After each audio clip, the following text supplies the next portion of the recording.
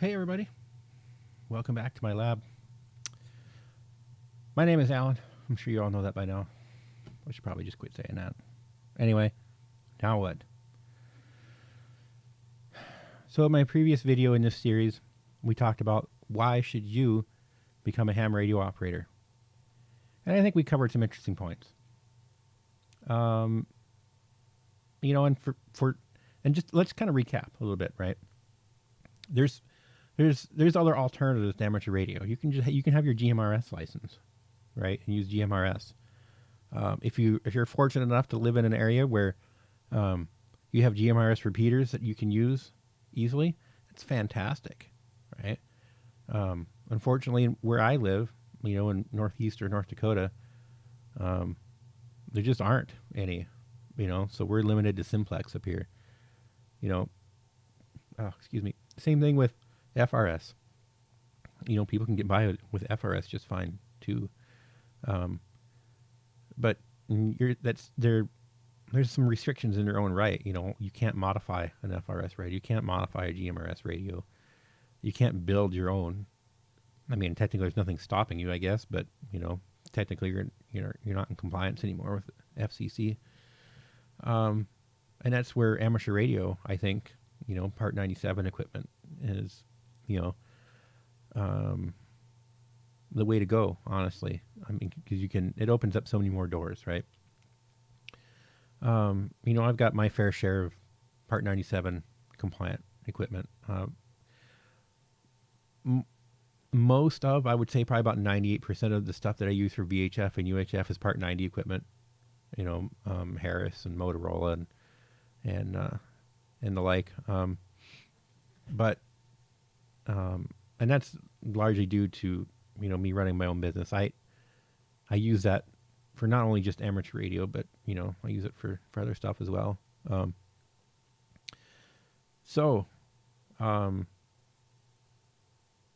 It all depends on what you decided, right? Are you going to go FRS, GMRS, or amateur radio? Some mix of it, all of it. Like I said, that's largely up to you. I can encourage you, I guess. I can share my experiences. I only have a general class operator's license, so I'm kind of limited on what the other two. I can't legally. You can't put amateur radio equipment on FRS and GMRS frequencies without a license, right? Yeah, some of the Baofeng stuff will do it, right? The Part 90 equipment will do it. You shouldn't, but it's technically capable of it. So let's say, hypothetically, that you've made your decision. What do you do now? Where do you go? Well, if you've decided to go GMRS, quite honestly, the easiest thing to do is just go to the FCC's website, and they got a little search bar up there you can search in, or just you can go into Google, right? I'm sure we're all familiar with going into Google. When it comes to stuff like this, I don't necessarily want to have to hold your hand. Basically, there's plenty of YouTube tutorials out there already of how to do this. So I don't want to waste everyone's time with me making my own. It's already out there, and it's pretty easy, actually. Like I said, you just go to the FCC website, you type in GMRS into the search bar up there, and after a few clicks, you're at their application. You just fill out their application and pay the fee, and that's it. Amateur radio is a little different in that you still have to. There's still a licensing process you have to go through. You do need an FRN number before you can get your amateur radio license. So let's start with that. What is a FRN number? So let's just go to Ham Radio Prep's website. Again, I'll put links to this stuff in the description, but so Ham Radio Prep, fantastic tool, right? And we'll get into some other tools too, but so right at the beginning, what is an FRN? An FRN, or FCC registration number, is a 10-digit number that identifies your business dealings with the FCC.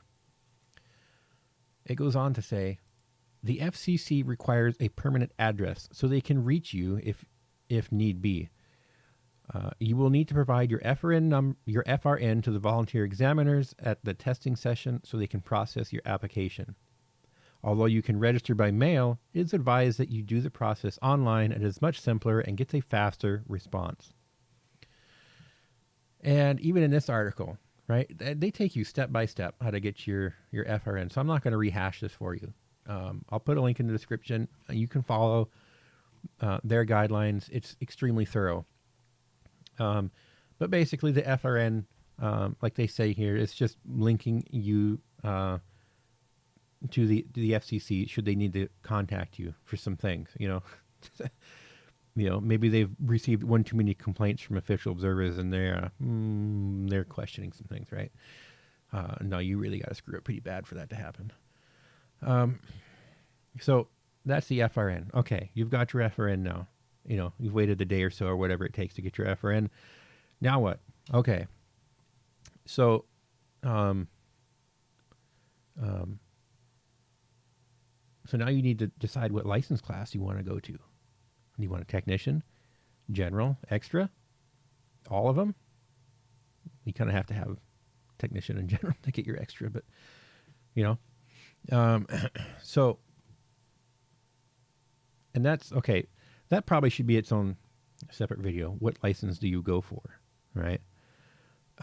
We can discuss the pros and cons to each. I don't know. Maybe we can just cover it here. So the technician portion, the technician license is the entry level, right? It gets you your VHF, UHF. It gets you 10 meter voice privileges. A lot of people didn't know that you actually do have HF voice privileges on 10 meters, but with your tech license. And given the solar cycle we're in right now, that's fantastic. I mean, they don't call it the magic band for nothing. So you can get a lot done with your tech license. You can do contact the space station. You can talk to astronauts with a tech license. You can bounce signals off the moon with a tech license. Digital modes, all kinds of digital stuff. If you've seen my previous video on the future of amateur radio, digital is going to be huge. So it's definitely where, don't ever think that, well, I just have a tech license, so it's pretty limiting. It really isn't. Having a tech license isn't that limiting. You'd be surprised what you can do with that. The next up from tech is general. So with general, you get everything that you had in tech, plus you get some more frequencies you can use. You get honestly, it's the biggest jump. It's a much bigger jump from tech to general as, say, going from general to extra. General to extra, you get a whole bunch of extra frequencies too. But for the most part, I think a vast majority of people go for their general and kind of call it good there. As I said before, I hold a general class license. I should probably start studying for my extra, just to have it. Because like I said, it does give you those extra frequencies. But the general class, the general class test really, and I'm not just saying this, but it really isn't that much harder than the tech license. If you've gone through the effort to take your tech license, and let's say theoretically you've only studied for your tech, right? And you go take your license, whether you do it in person or online, and there's plenty of online ways to do it. We'll get into that here in a second. But you take your test, and the volunteer examiner says to you, "Congratulations, you passed. Would you now like to take the general test?" Absolutely, you should. Just do it. Just don't even hesitate. Say, yes, I'll take it. It's free, right? So even though you haven't studied, it's going to give you a taste of what the test is actually like. But I would bet that you're probably going to pass, even not having studied for it. Because like I said, it really isn't that much different. And if you're just fresh coming out of studying for the tech license, your brain's already now getting used to the troubleshooting process, how frequency works, how the bands work, how different frequencies work, etc. You're already getting the hang of that kind of stuff. So you're, like I said, just go for it. You never know, you might pass. You might walk in there thinking you're going to be a tech, and you come out as a general. Some people go in there and they take their tech, and then they take the general, and then they take their extra, and they come out as an extra class operator. I didn't do that. I chickened out when they asked if I wanted to take the extra. But that's fine. I've been perfectly happy being a general class operator for years, and it's only recently that I've kind of decided I want to take the next step. So, general and extra, going from general to extra, you get even more frequencies, right? You're opened up to the entire amateur radio spectrum that the FCC allows, right? There isn't anywhere you can't go in the allotted band ranges that the FCC has set out for us, which is kind of cool, because then you can go into the extra class only operating areas and meet entirely new people there. It's just fantastic. So, like I said, I'm probably going to be taking the next step to getting an extra class soon. So we'll see. We'll see how that goes. So, how do you study for your test? So, there's endless ways you can do this, and it really depends on your learning style. How do you learn best? Do you learn best by reading it in a book? Do you learn best by watching a video on it? Do you learn best by someone tutoring you in person? And it really does depend on what your learning style is, right? Like I said, hamstudy.org is an amazing resource, absolutely amazing. It's free to register, and if you register and log into it, it will track your progress, right? So there's practice tests here, and the nice thing about those practice tests are, when you take the test, the questions you get wrong, you can flip that card over, and it'll give you the right answer plus an explanation of why it's the right answer, right? And there's also some neat hints and stuff in there. Like, they'll give you hints like just how to memorize it. I don't know if that's the best way to do it, but if it works for you, hey, that's fine. So hamstudy.org is a absolutely fantastic resource. Absolutely fantastic. This is the way that I did it. I'm trying something new with studying for the extra. It's probably going to be a combination of this, hamstudy.org, and then a combination of Gordon West's extra class manual and CDs. And I hear a train coming up and going by, so you're probably going to hear that. We live 300 feet from the railroad tracks, so awesome. It's actually kind of funny, it's sidebar, squirrel, as you were. Being so close to the tracks, my dipole, my inverted V out there runs parallel to the tracks, and every time a train goes by, it kind of detunes the antenna a little bit, so you can hear it in when you're on HF when a train goes by. It's pretty neat. Anyway, back to the subject at hand. So we've looked at hamstudy.org, and it's like I said, fantastic resource. They have, what is ham radio? How do I get licensed? Study tips. Why use ham radio? All the stuff that I've been covering is covered here, and it's far more eloquent than I could ever put it. So I would encourage everyone to check this out as well. So moving away from the online stuff a little bit, and we'll come back to this in a second because, let's just look at it now. While we're here. Here's the train. Find a session. One click got me to this list here, and these are all the different clubs and organizations that offer online testing. They list their fee here. Look, some of these do it for free. How cool is that? This one says in person. But yeah, so you kind of got to go. Some of these may only actually be only in person, but a lot of these are online. And so online testing, right? How does that work? Amateur radio testing are supposed to be proctored, and they are. So you'll have to have a web camera, right? So some way that they can observe you while you're testing, but it's, super easy. It's absolutely fantastic. And, thanks to the Rona, we've all kind of got accustomed to doing things remotely, via Teams or Zoom or, insert whatever, video conferencing software you use here. We've all kind of got accustomed to that. And I think, it just kind of ties in with another video I did about, is ham radio dying? We need to get new operators in here. This is going to be a huge part of that. Now you don't have to go to your local club and take a test in person. You don't have to know the secret handshake to get into some of these clubs to do this, right? I'm not saying all clubs are like that, but some are.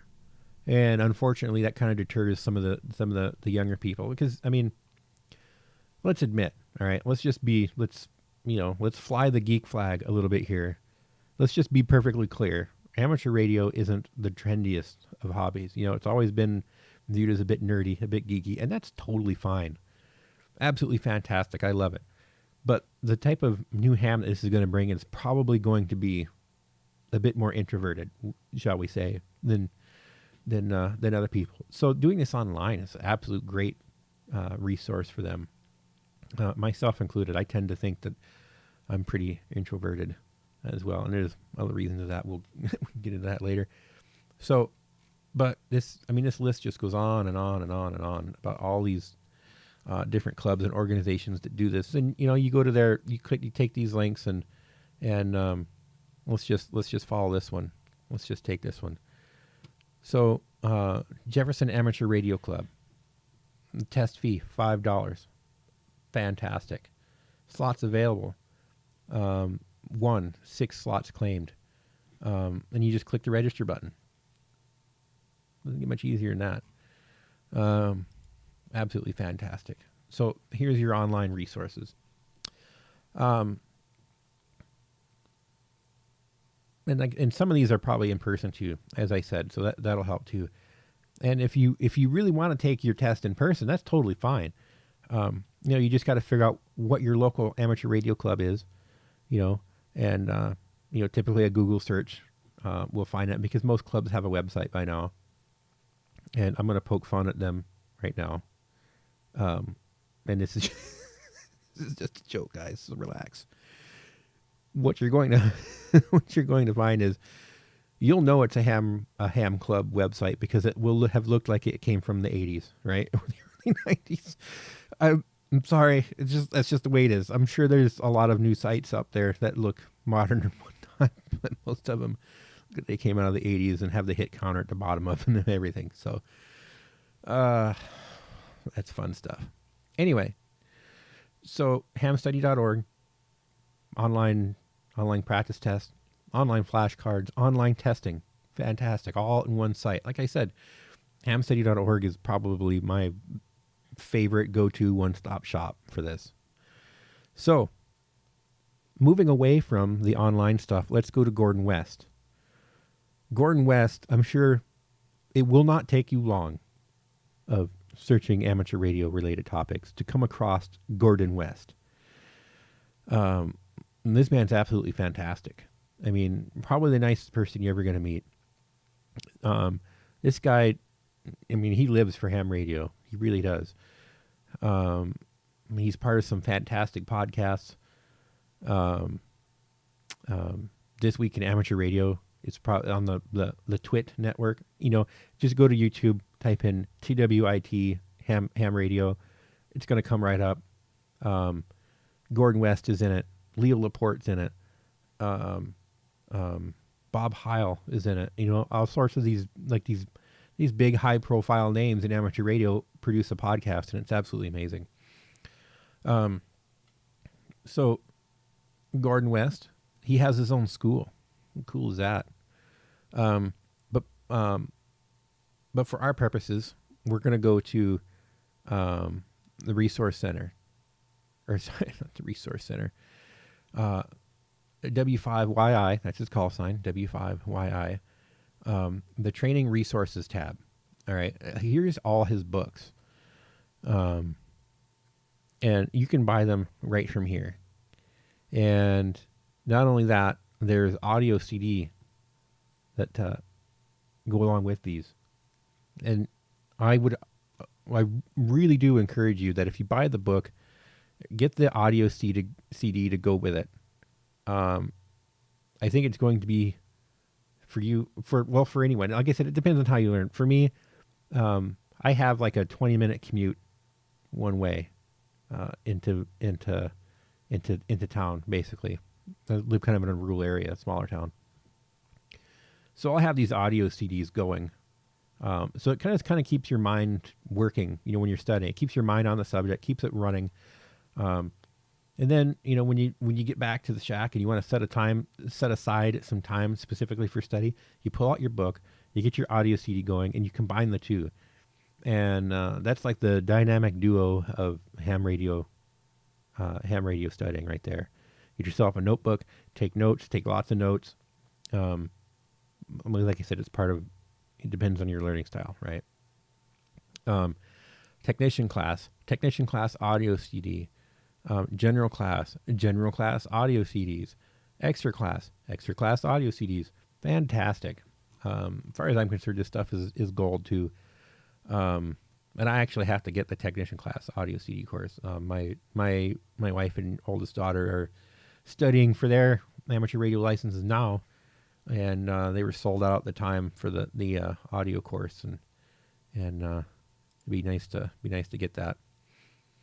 Yeah, $29.95. I mean, you really can't beat that. So, Gordon West is an amazing resource. The ARRL is also an amazing resource. They have their own amateur radio manuals. These are, I'm going to say, okay, so the Gordon West stuff is a bit more fluid, right? It's written a bit nicer. It's easier to understand, I guess, to some people, myself included. The ARRL books are, I'm going to say, a bit drier. They're a bit more technical. They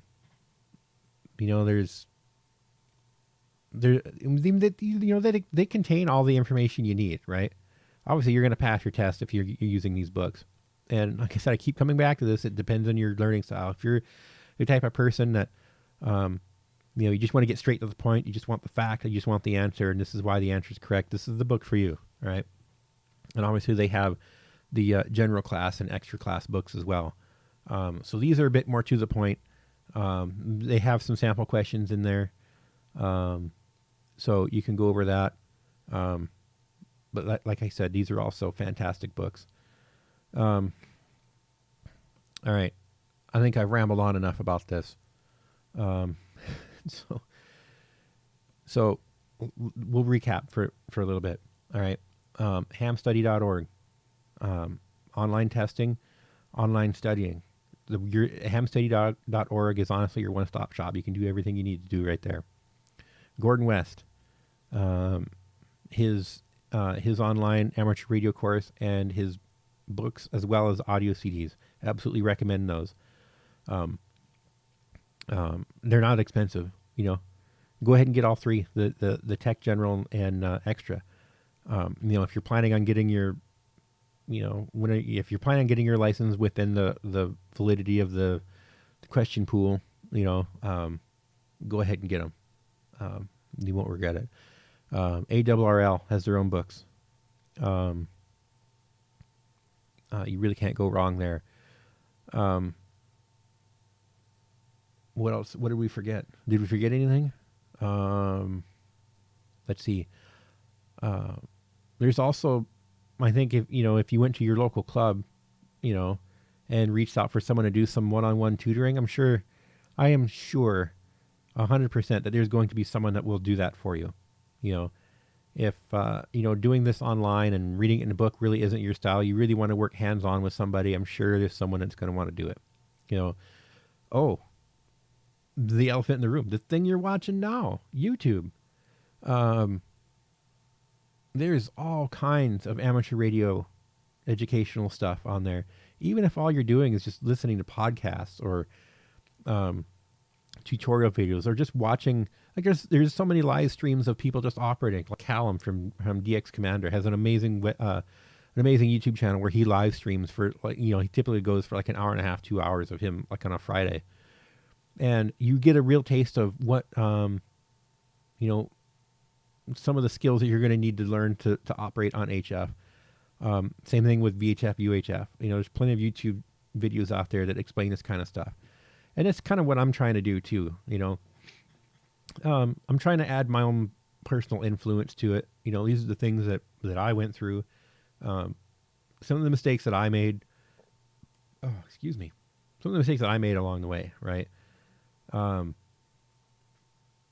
Especially when it comes to clubs. That's going to be worthy of a video in and itself.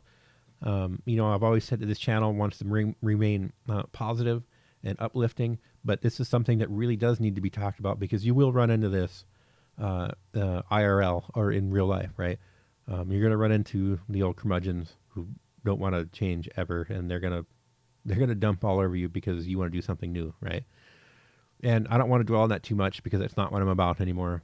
But we probably should cover that, right? Just to kind of prepare you for what you may face. So anyway, I hope I didn't forget anything. If I did, drop a comment, you know, keep it G-rated. This channel is 100% G-rated, all right? No cursing. Be nice. Be kind, right? As I say at the end of every video, be kind to everybody because everybody is fighting a battle that you don't know anything about. So be nice. All right. I'll see you down there in that comment section. Until next time, have an absolutely wonderful day. And if your day's not going so well, I hope it's a little better now. Catch you next time.